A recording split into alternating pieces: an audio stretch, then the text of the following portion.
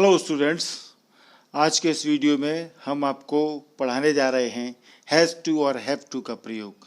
इससे पहले के वीडियो में आप is to, are to, am to, was to, were to इनके बारे में जानकारी ले चुके हैं। अब इससे आगे हम जानकारी लेना शुरू करेंगे। ये जो स्लाइड आपको दिख रही है इसके बारे में हम पहले के वीडियो में आपको डिटेल में बता चुके हैं, किस प्रकार से हम is to, are to, am to, was to, were to का प्रयोग करते हैं और किस तरह का स्ट्रक्चर ऐसे वाक्यों में रहता है जिसमें कि सब्जेक्ट, फिर to be form, is, are, am और टू इन्फिनिटिव रहता है। इस तरह के जो सेंटेंस रहते हैं जिनमें बी फॉर्म रहता है, it is very important structure used in daily routine. ये खास बात है कि ये जो स्ट्रक्चर थे ये सभी डेली रूटीन में उपयोग में आने वाले स्ट्रक्चर थे। मुझे उसे सोमवार को आना है, he is to come on Monday. मुझे यह कार्य पूरा करना है, I am to complete this work. विद्यार्थियों को हॉल में एकत्र होना है, students are to assemble in the hall. तो अभी आपने देखा डेली रूटीन में हम किस प्रकार से कोई काम जो होने वाला है उसमें उसको प्रयोग करते हैं और ये ना है, करना है, इस तरह का अर्थ इन वाक्यों में निकलता है। आइए अब हम देखते हैं हैज़ टू और हैव टू।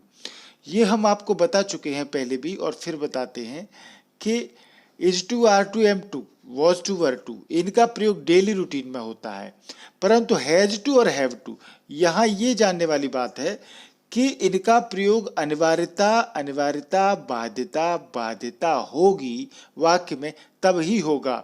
अब यहाँ कुछ उदाहरण हैं, इनको आप देखें। उसे यह कार्य आज ही पूरा करना है। तो जब हम सेंटेंस में नेसेसिटी बताते हैं या नेसेसिटी हमको लगती है, अनिवार्यता होती है, तो हम हैज़ टू का उपयोग करेंगे। He has to complete this work today. मुझे कल दिल्ली जाना है। इन वाक्यों के अंत में ना है आता है, ठीक है ना है। तो I have to go to Delhi tomorrow. Obligation होगी, बाध्यता होगी, तो मुझे मकान बेचना पड़ा था, ये पास्ट की बात है, तो हम हैड टू का प्रयोग करते हैं, I had to sell my house. उसे नुकसान उठाना पड़ा था आ गया, तो he had to suffer the loss. तो इस प्रकार से हम इनको करेंगे। तुम्हें यहाँ आना पड़ेगा, you will have to come here. अब ये फ्यूचर की बाध्यता बता रहा है, जो कोई भविष्य में होने वाली मजबूरी है। तुम्हें मेरी आज्ञा माननी पड़ेगी, ना पड़ेगा, नी पड़ेगी, ने पड़ेंगे, बाध्यता हो गई, विल हैव टू लग गया, ठीक है ना।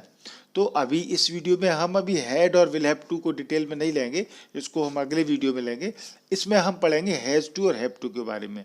परंतु ये बात जो पिछले वीडियो में आपको बताई इज टू, आर टू वाले में, उससे किस प्रकार से डिफरेंट है वो हम आपको ये अंतर बताया आपने कि जब इज टू, आर टू वाली बात होगी, टू बी फॉर्म वाली बात होगी, वॉज टू, वर टू वाली बात होगी, तो वो डेली रूटीन की बात होगी। परंतु जब हैज़ टू, हैव टू लगेगा तो ये ऑब्लिगेशन, कंपल्सन और नेसेसिटी को बताएगा। यानी ये नोट करके ये बात लिखी है, इसको आप ध्यान पूर्वक देखें। कोई क्रिया करनी पड़ती है, यह ध्यान दें, करनी पड़ती है, यानी कि मजबूरी है, कंपल्सन है, करना पड़ता है, अपनी इच्छा से नहीं करते, स्वेच्छा से नहीं करते, लाचारी में करते हैं। या जिनसे बाध्यता, ऑब्लिगेशन का पता लगे, अनिवार्यता, कंपल्सन का पता लगे, या आवश्यकता, नेसेसिटी का बोध होता हो। ये तीन चीजें जब किसी सेंटेंस में आ जाती हैं, ऑब्लिगेशन, कंपल्सन और नेसेसिटी, अर्थात यह बोध होता है कि कोई कार्य लाचार या विवश होकर करना पड़ता है, मजबूरी में विवश होकर के, लाचार होकर के करना पड़ता है कोई काम। तब ऐसे अर्थ को व्यक्त करने के लिए अब हम प्रेजेंट टेंस में हैज़ टू, हैव टू लगाते हैं, और हैड टू लगता है पास्ट टेंस में, will have to, shall have to लगेगा फ्यूचर में प्रयोग किया जाएगा। तो ये चीज़ें हैं, ठीक है ना। यानी कि जब कंपल्सन होगा, ऑब्लिगेशन होगी, नेसेसिटी होगी, तब हम has to, have to, had to, will have to, shall have to का प्रयोग प्रेजेंट, पास्ट और फ्यूचर टेंस में करेंगे। अभी इस वीडियो में हम प्रेजेंट टेंस हैज़ टू और हैव टू की बात करेंगे, अगले वीडियो में हम हैड टू और विल हैव टू को लेंगे। तो उसका स्ट्रक्चर देखें आपकी स्क्रीन के सामने।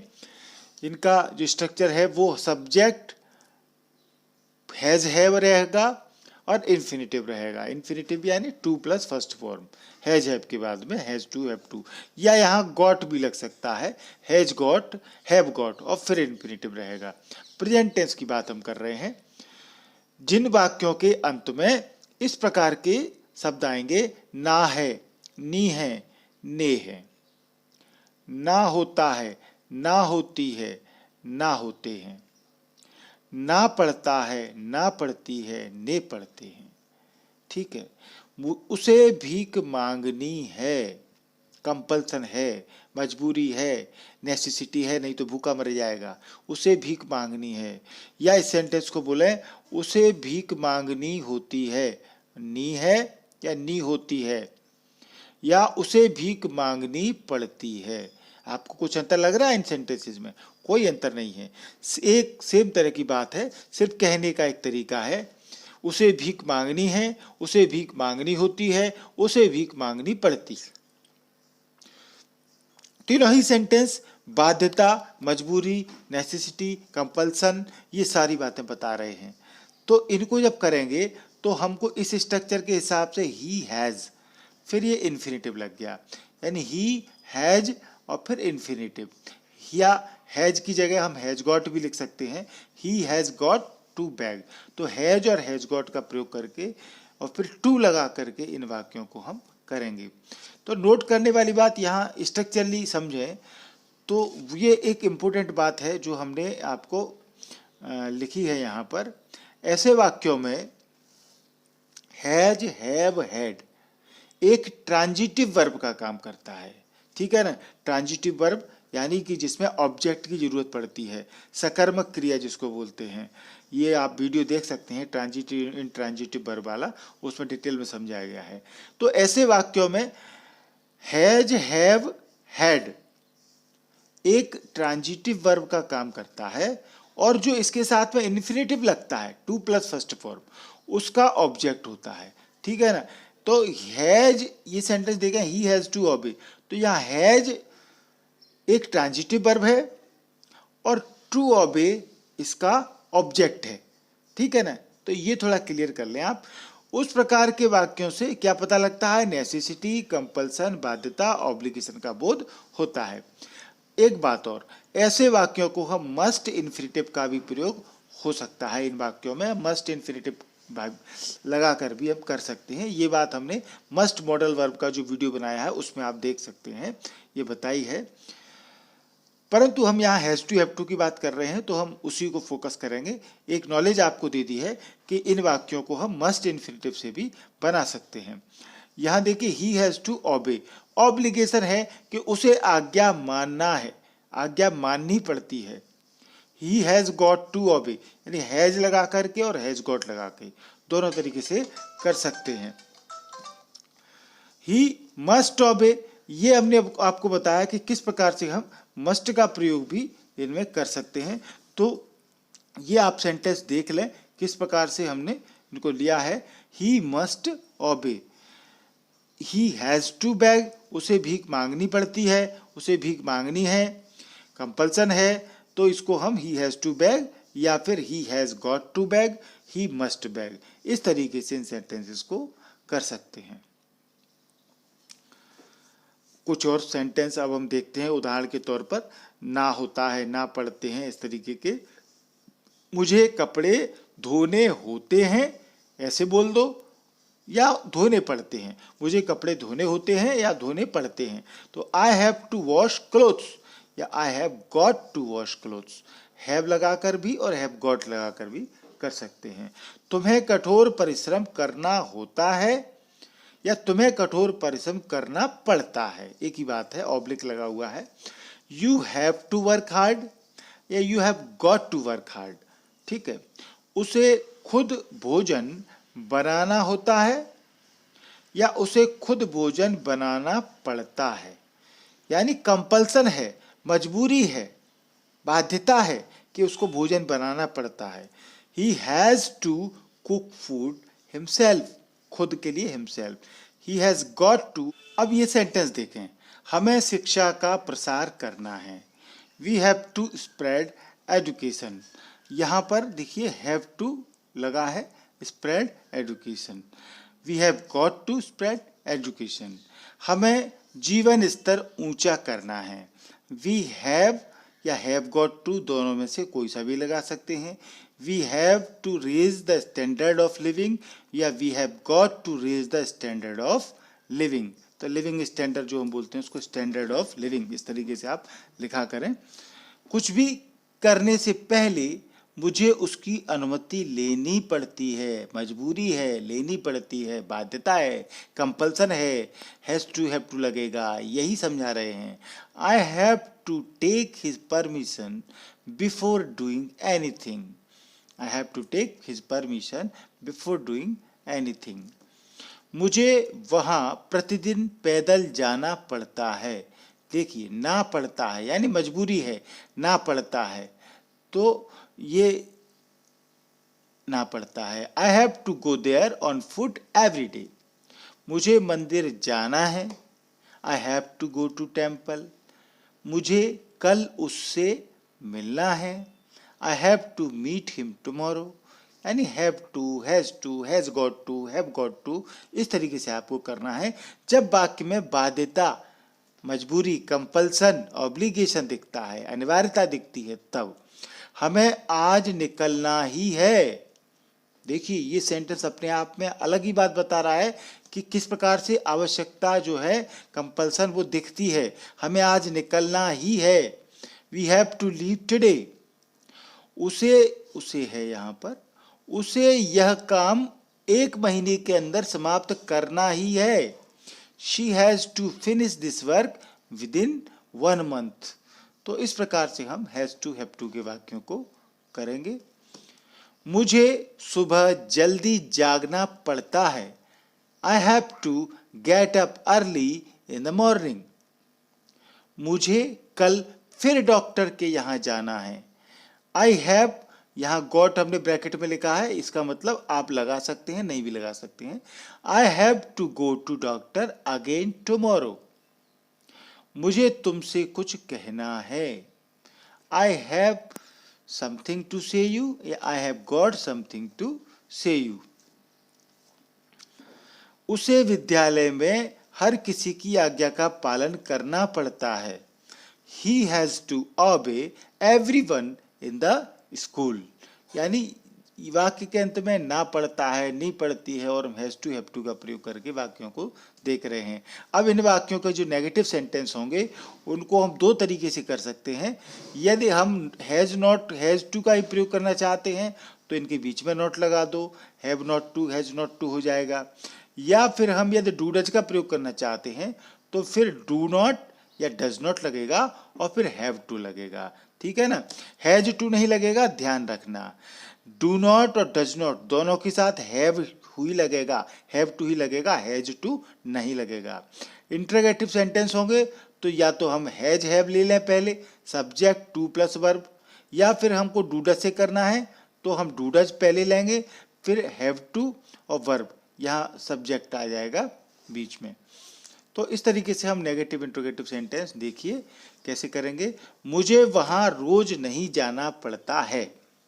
ठीक है. अब इस वाक्य को हम दोनों तरीके से कर रहे हैं. I do not have to go there daily या फिर I have not to go there daily. ठीक है. तो आपने देखा हम डू नॉट हैव टू कर सकते हैं या फिर डायरेक्ट हम हैव नॉट टू भी लगा सकते हैं. क्या तुम्हें कुछ कहना है? यदि इंटरोगेटिव सेंटेंस है तो हैव आगे लगा के वाक्य को कर सकते हैं. हैव यू एनीथिंग टू से, या डू का प्रयोग करना है तो do you have anything to say. ठीक है. तो डू आगे लग जाएगा. क्या तुम्हें कुएं से पानी लाना पड़ता है? Do you have to bring water from well. तो ये आपको नेगेटिव और इंट्रोगेटिव सेंटेंस दिख रहे हैं, किस प्रकार से हम दोनों तरीके से इन वाक्यों को कर सकते हैं. क्या उसे विद्यालय में हर किसी की आज्ञा का पालन करना पड़ता है? Has he to obey everyone in the school. या तो ऐसे करो हैज टू लगा के, या डू डज का प्रयोग करना है तो does he have to obey everyone in the school. इस तरीके से कर सकते हैं. ये बात मैंने आपको नोट करने वाली बताई है, ध्यान रखना. डज के साथ इस वाक्य में हैज नहीं आता, हैव आता है। ठीक है, डज हैव टू ही लगेगा, हैज नहीं लगेगा। क्या मुझे सुबह 9 बजे आना है? Do I have to come at 9 o'clock in the morning. तो इस प्रकार से हम नेगेटिव और इंट्रोगेटिव सेंटेंस करते हैं। अब ये इनका पैसिव वॉइस का स्ट्रक्चर हो जाएगा। आपको पता है कि पैसिव वॉइस में सब्जेक्ट पीछे चला जाता है ऑब्जेक्ट की जगह पर, उसके पहले बाई लगता है और ऑब्जेक्ट आगे आ जाता है। ठीक है, तो ये स्ट्रक्चर आपको दिख रहा है, इस तरीके से हम देख सकते हैं। ऑब्जेक्ट पहले, अब पैसिव वॉइस में हैज टू हैव टू का क्या हो जाएगा? बी लग जाएगा, has to be, have to be, और फिर उसके बाद में V3 यानी मुख्य क्रिया की थर्ड फॉर्म, मेन वर्ब की थर्ड फॉर्म लगेगी, बाई प्लस सब्जेक्ट। या तो ऐसे करें, या हैज गॉट भी लगाना है तो भी टू बी लगेगा, has got to be, have got to be, और ये वाक्य पैसिव वॉइस में रहेंगे।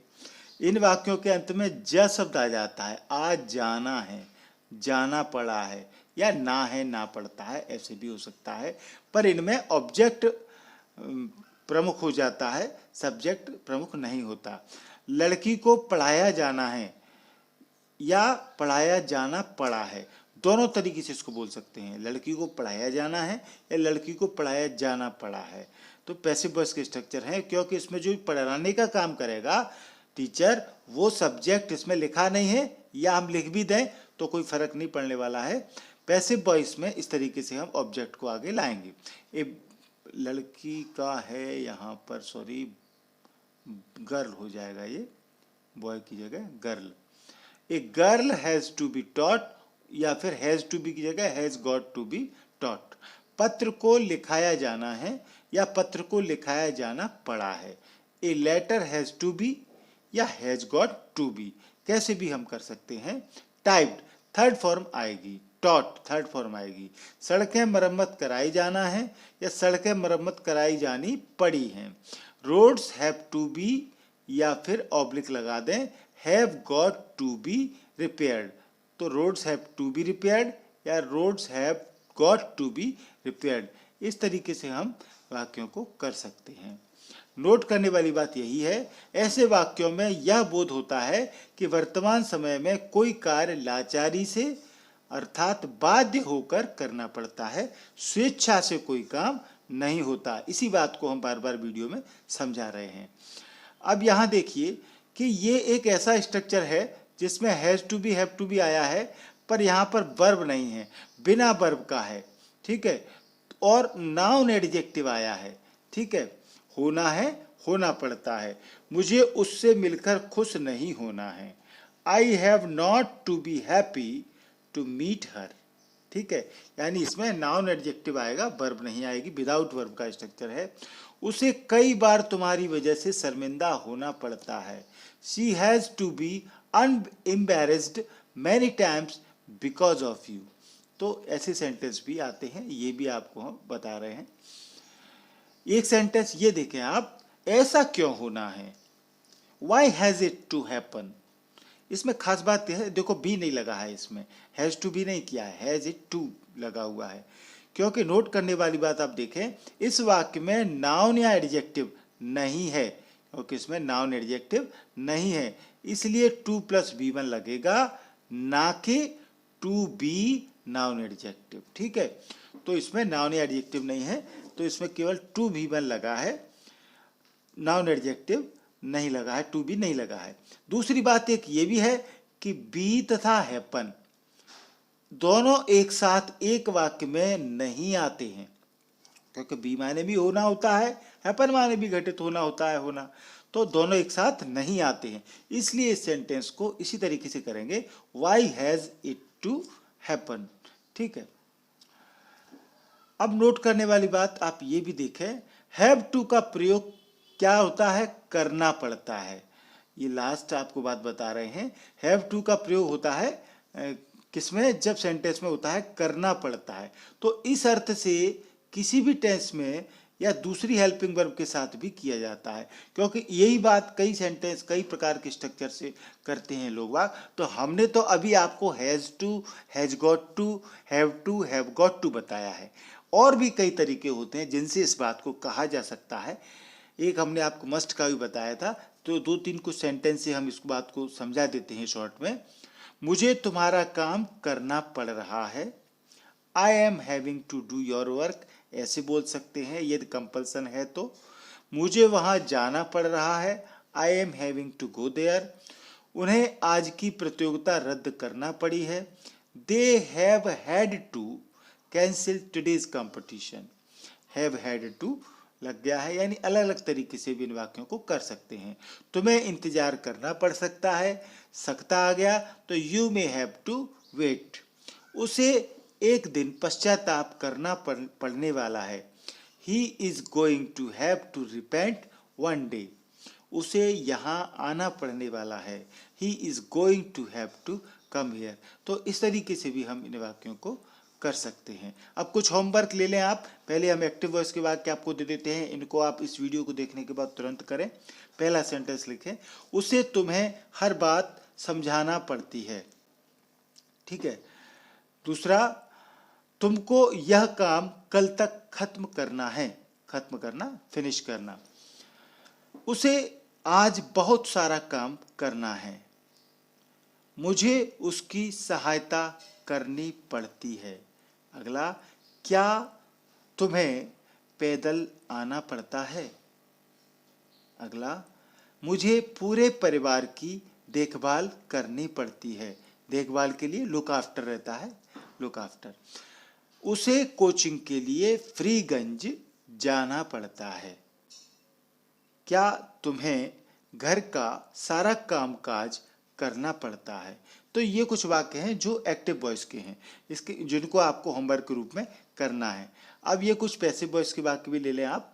गेहूं उपजाया जाना है, खेतों को पटाया जाना है, खेती का सुधार किया जाना है, देश को मजबूत बनाया जाना है, एक कलाकार को बुलाया जाना है, डकैतों को पकड़ा जाना है। तो ये सभी वाक्य पैसिव वॉइस के हैं जिनके आपको ट्रांसलेट करना है। तो आप इनको करें वाक्यों को, जल्दी ही आप इसको समझ जाएंगे। वीडियो आपको पसंद आया होगा, वीडियो को लाइक जरूर करें। लाइक करने के लिए आपको केवल ये थंब इम्प्रेशन आपको दबाना है, ये जो दिख रहा है, इससे हमको पता लगेगा हमारा वीडियो अच्छा बना है। यदि आपने अभी तक इस चैनल को सब्सक्राइब नहीं किया है तो MP इंग्लिश क्लासेस को आप सब्सक्राइब जरूर कर लें। सब्सक्राइब करना बहुत ही सरल है, एक बार ही करना है, सब्सक्राइब करना फ्री है। ये लाल से सब्सक्राइब लिखा दिख रहा होगा मोबाइल में वीडियो के नीचे, इसको आपको एक बार दबाना है। और एक बार दबाने के फायदे कई हैं। घंटी जरूर दबाएं, ये बगल में बेल आइकॉन भी दिखेगी आपको। ये दोनों काम करने से आपको मेरे सारे वीडियो मिलने लगेंगे। 3 ऑप्शन आएंगे, घंटी दबाने से ऑल वाले ऑप्शन को दबाएंगे तो मैं जो भी वीडियो बनाऊंगा तुरंत वो सारा वीडियो आपके मोबाइल स्क्रीन पर पहुंच जाएगा। तो इस वीडियो को पूरा देखने के लिए आपका धन्यवाद। Thank you.